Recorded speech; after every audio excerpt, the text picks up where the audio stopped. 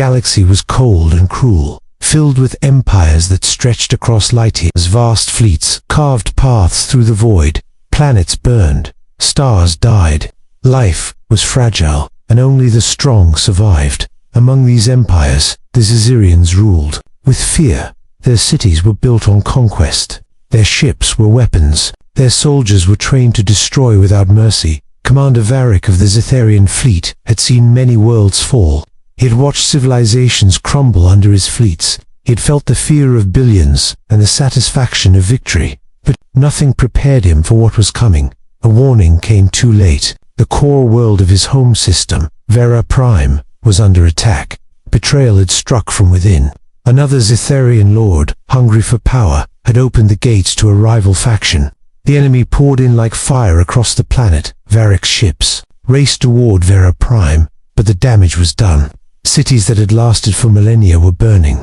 The skies were black with smoke. The cries of millions filled the void, reaching even the empty space beyond. Varric watched in horror as entire fleets of his people were torn apart. Explosions lit the heavens. His family, his friends, his soldiers, all were being annihilated. He felt rage, but also a strange, cold fear.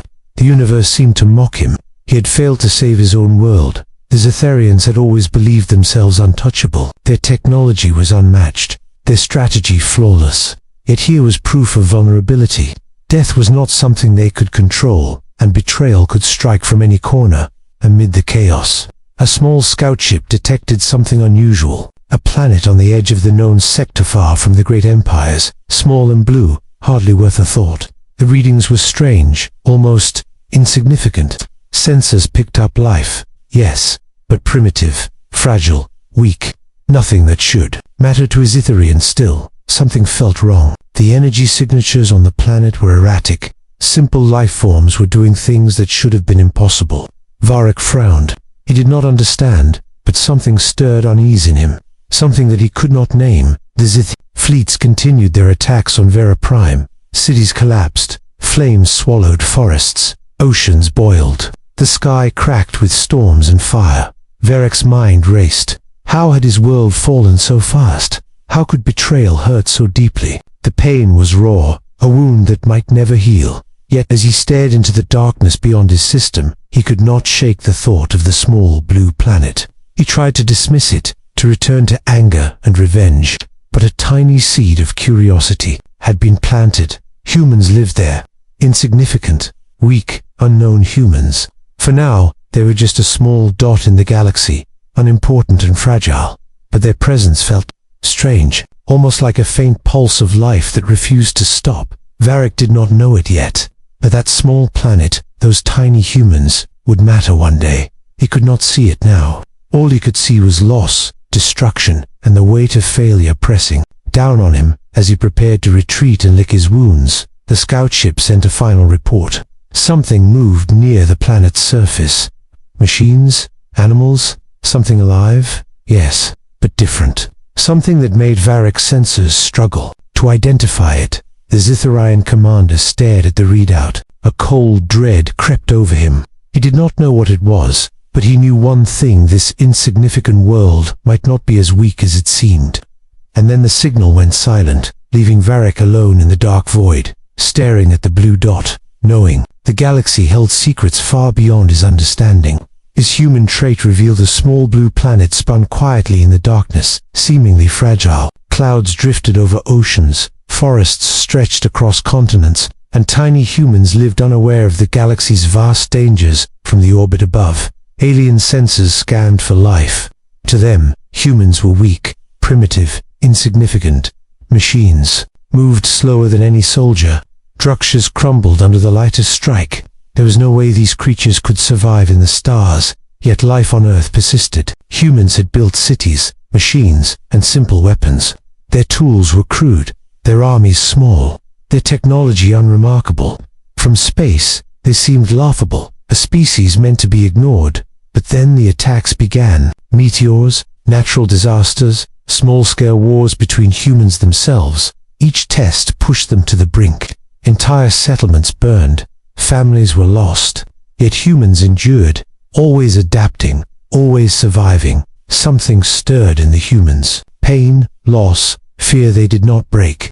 They used suffering as fuel. Engineers built better defenses after every disaster. Soldiers trained harder. Leaders took impossible risks.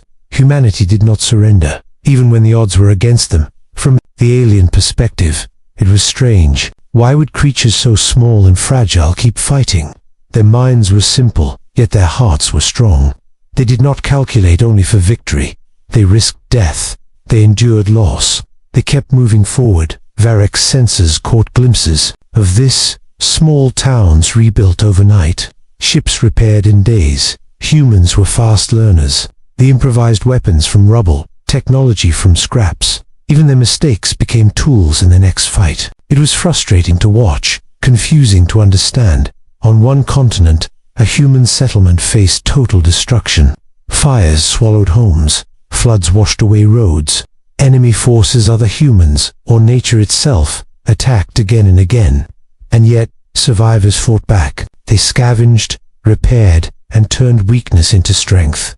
Alien analysis concluded. Humans were unpredictable. They lacked strategy. They were messy, yet they survived. In every failure, they became stronger. Pain created power. Fear created courage. These small humans refused to surrender. Varek watched silently from orbit. He had seen empires fall, civilizations crumble. He had never seen life adapt this way.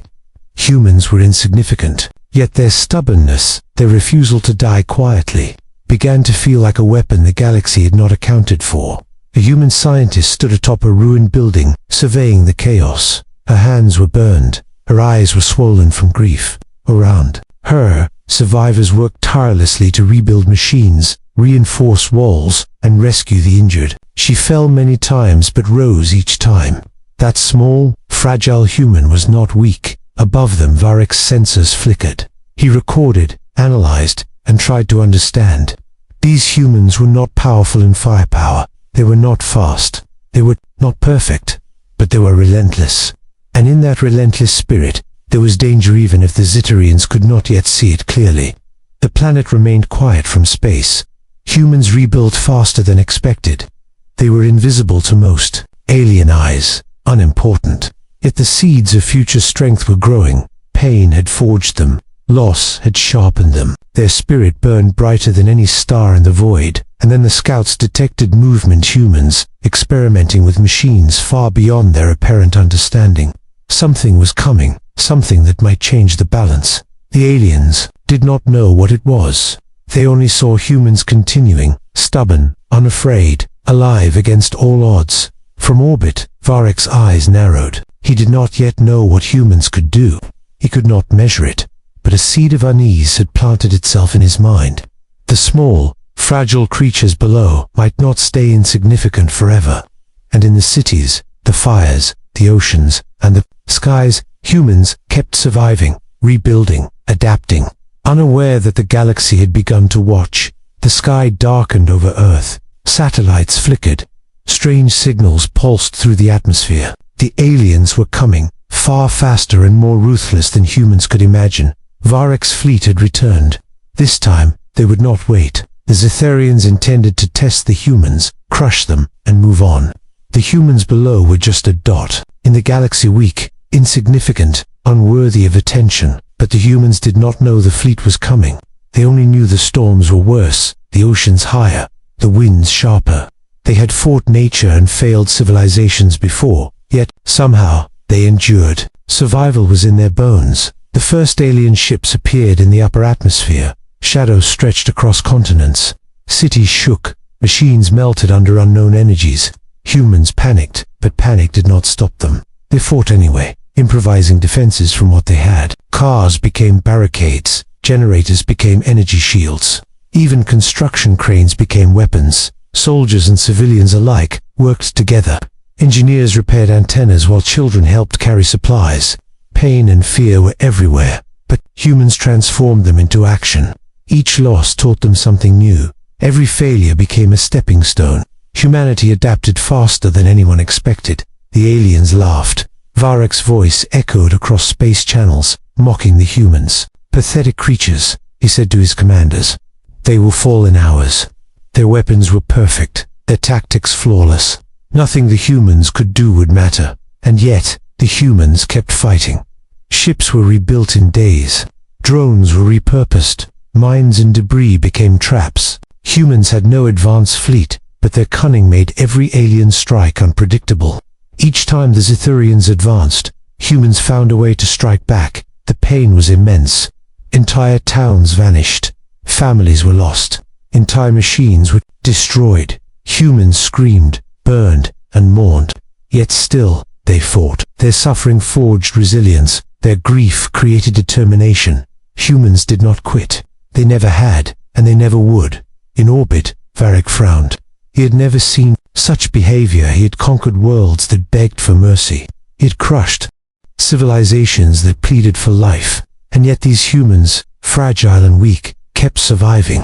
They adapted faster than his scanners could predict. A small human squad launched an unexpected attack on one of the alien forward ships. They had no weapons designed to penetrate alien armor, yet they succeeded through strategy, surprise, and sheer courage. The aliens were stunned. For the first time, they hesitated. Human stubbornness became a weapon. Every defeat forced a new solution. Every pain became a lesson. They improvised endlessly, using the environment, their knowledge, and their hearts to survive against impossible odds. Varric's commanders reported growing losses. They had expected a quick conquest. Instead, they were trapped in chaos. The humans' unpredictability was turning the tide in ways that should have been impossible. And then, a deeper mystery emerged. Signals from human machines began acting strangely, energy readings that could not be explained. Were they copying alien technology, adapting it, or something else entirely? The humans had no way to create such systems, yet they were beginning to. Varric's eyes narrowed. Something was changing. The humans were more dangerous than he had realized, but he could not yet identify how. He could only watch as their tiny forces continued to fight back, refusing death, refusing surrender, refusing to disappear. The alien fleet readied its final strike on the largest human city. Explosions had already begun. Fires raged across the landscape. Yet the humans were still alive, still resisting, still learning. And then the unknown happened. The humans activated something improvised, yet terrifying, that forced even the Zethurian command to pause. Sensors picked up a strange energy, unpredictable and dangerous. The humans had turned their suffering into power. Suspense. Varric stared at the readings, his face cold. These insignificant creatures had done something. No one expected. They were weak, yes. Fragile, yes. But they were dangerous. And suddenly, he realized he could not dismiss them forever. The alien fleet hovered over the planet like a dark storm. Their weapons were ready. Their soldiers were confident. From orbit, humans seemed fragile, disorganized, and insignificant. To the Zethurians, victory was certain. Varric spoke through the fleet. Prepare for total annihilation. These humans are weak. They will break. His words carried arrogance, pride, and contempt. His commanders agreed, laughing at the thought of destroying a world of creatures who had never left their own system. But the humans refused to break. They were battered, exhausted, and injured. Yet their will burned brighter than the fires around them. Cities were in ruins, machines were destroyed, and families were gone. But humans adapted faster than the aliens could anticipate. They used debris, scavenged technology, and ingenuity to create defenses on the fly. Streets became traps. Buildings became shields. Even children and the elderly found ways to contribute. Every corner of the planet became a challenge for the invaders. The aliens fired volleys of energy, expecting compliance. But humans were not passive. They struck back with cleverness. They improvised. They learned every attack, every weakness, every opportunity. Pain had taught them to survive, and survival had taught them to fight back. The Zethurians laughed at first. Pathetic creatures, one commander said. They have nothing to fight with. They are fools. Yet every laugh was met with unexpected resistance. Every mockery was answered with ingenuity. Every dismissal became a trap for the arrogant. Varric's eyes narrowed. Humans had no fleet, no armor, no advanced weapons to match his own. And yet, their resistance was more effective than anticipated. They moved unpredictably. They struck where no strategy suggested. Their suffering had created a kind of strength the Zethurians had never seen. The humans' stubbornness became their deadliest weapon. When a building collapsed under alien fire, survivors dug through rubble to create barricades and weapons. When floods swept towns away, humans turned the currents into traps for alien drones. Every disaster became an advantage. Every loss became a lesson from space. The aliens began to notice something strange. Human machines, crude as they seemed, were learning. They adapted. They altered energy fields. They mirrored alien strategies in ways that should have been impossible. The humans were growing smarter, faster, deadlier. Varick's officers hesitated. "Commander," one said, "these humans, something is changing. They are too unpredictable." But Varick dismissed it. "For now, they are still weak," he said. "We only need patience." Yet a small seed of fear had entered his mind. On the ground, humans pressed forward despite pain, exhaustion, and loss. They had no hope of winning through sheer power, but they had hope through survival, through adaptation, through refusal to surrender. Every human who fell became a lesson. Every tear became fuel. Every heartbeat a weapon. The Zetherians prepared their largest strike. They intended to destroy the main human city in one final, devastating attack. Victory was imminent. From orbit, the humans seemed doomed. But something in the humans flickered, something unexpected. Something that the aliens could not yet measure. A human engineer activated an improvised device, connected to scavenged alien energy. Sparks flew. A strange pulse of energy rose from the city, unpredictable and chaotic. Varick's sensors struggled to identify it. The humans had created something dangerous from nothing. Suspense. Varick stared at the readings, cold dread creeping over him. These insignificant creatures, weak, fragile, and dismissed, were doing something no one had seen before. Something powerful, something unpredictable, something that might change the battle forever. The alien fleet moved in for the final strike. Ships filled the sky like a dark storm, their weapons aimed at human cities. The Zetherians were certain the humans would fall. Victory was theirs to claim, but humans were ready in ways the aliens could not imagine. They had learned. They had adapted.